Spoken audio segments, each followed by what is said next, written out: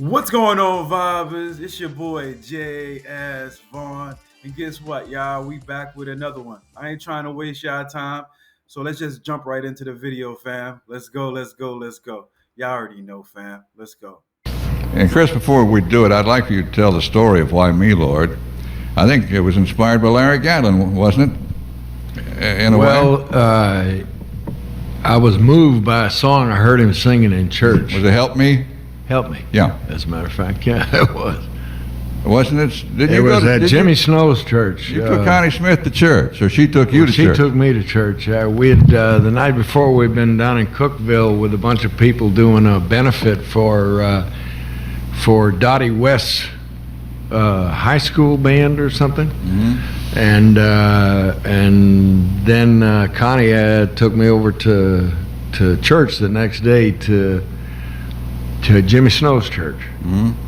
And I had a profound religious experience during the session, something that I had. And that's what I said when I said that shit about church and whatnot. You know what I mean? It affects everybody differently. You know what I mean? Um, I'm a hard-headed motherfucker. You know what I mean? That's one thing I am. You know what I mean?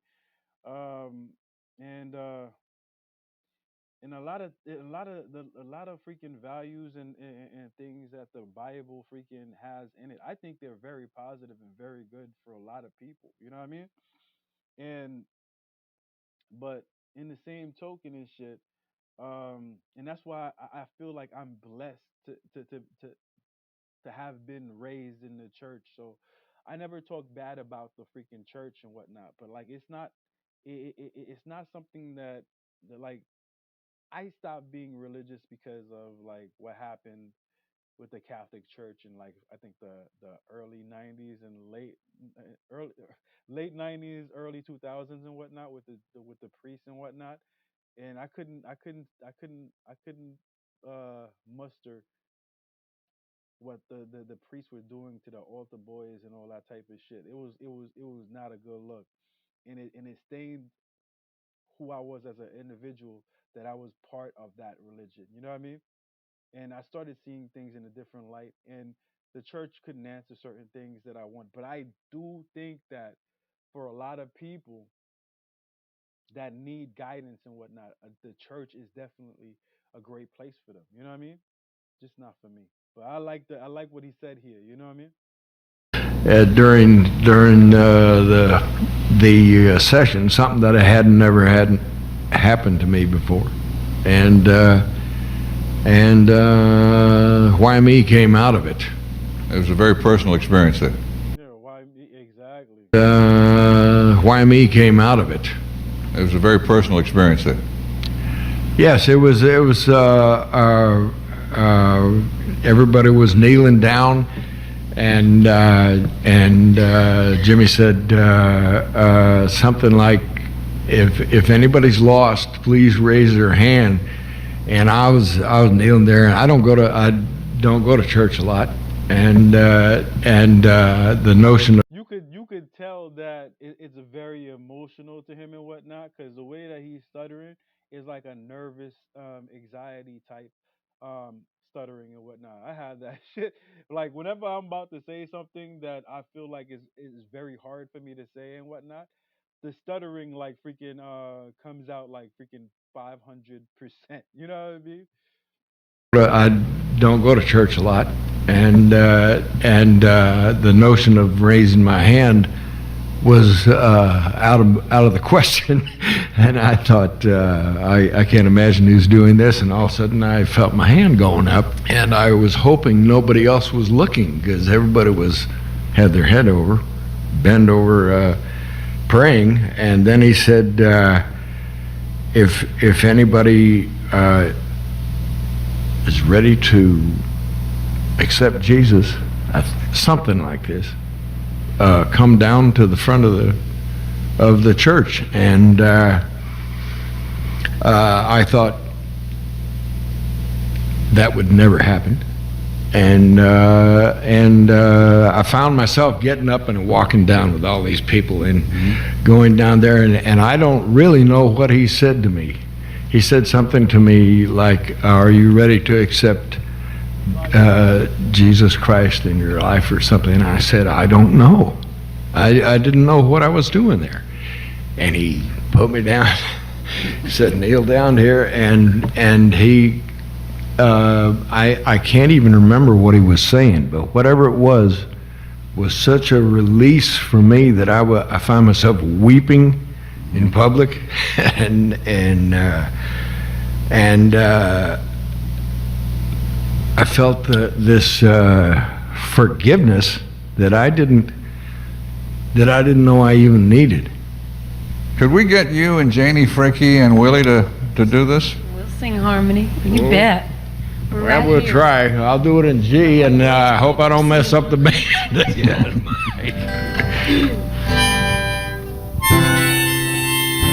You lucky. You lucky. Let's go.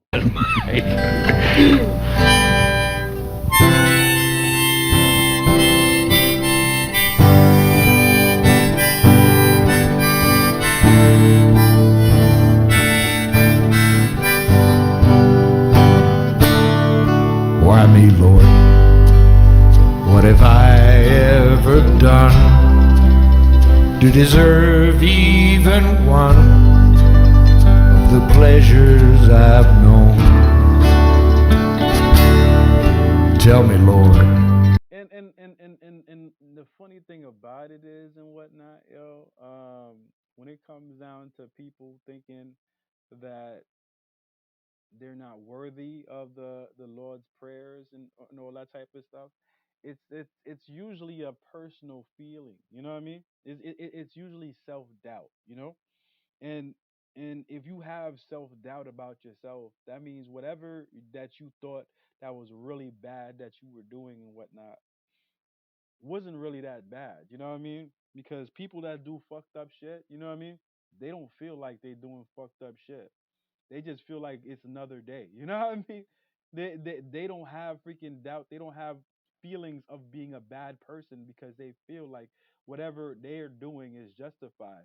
So for you to be like, okay, you're not worth God's prayers or you're not worth this, that, and the next and whatnot, you have self doubt in yourself and whatnot.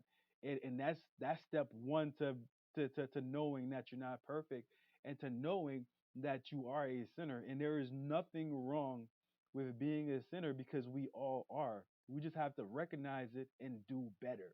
You know what I mean?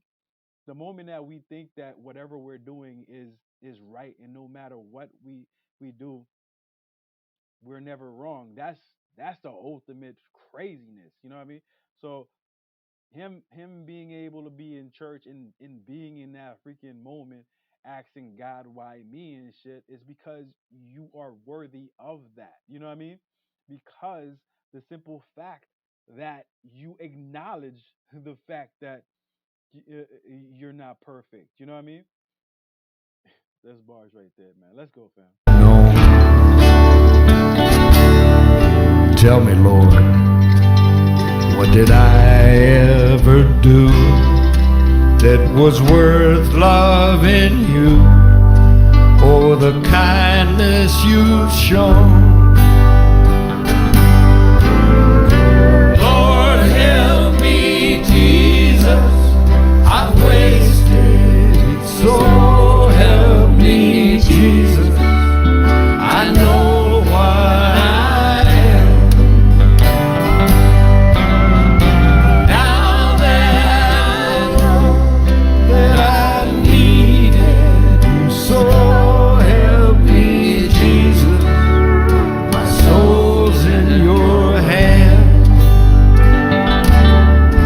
Try me, Lord, if you think there's a way I can. I just want to ask one question. Is that an actor? I feel like he's an actor. I've seen his face a lot, not just in the country scene. I think I've seen him in movies and freaking stuff, yo. Holla at me if this guy is an actor, because his face looks mighty familiar. If you think there's a way I can try to repay all I've taken from you. Maybe, Lord, I can show someone else what I go through myself on my way back to you. Lord, help me, Jesus, I've wasted it. So help me, Jesus, I know what I am.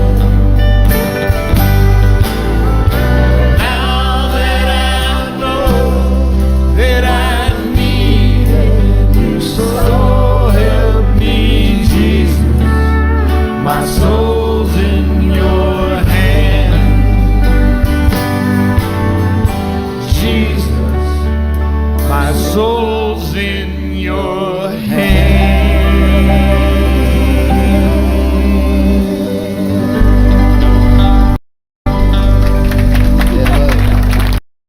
Yeah, that's cool, man. That's cool vibes right there. I don't want to keep it going because I know that junk is gonna freaking go off the radar. You know what I mean? And go into another track. So, definitely poetic and on point track and whatnot. Because like I said before,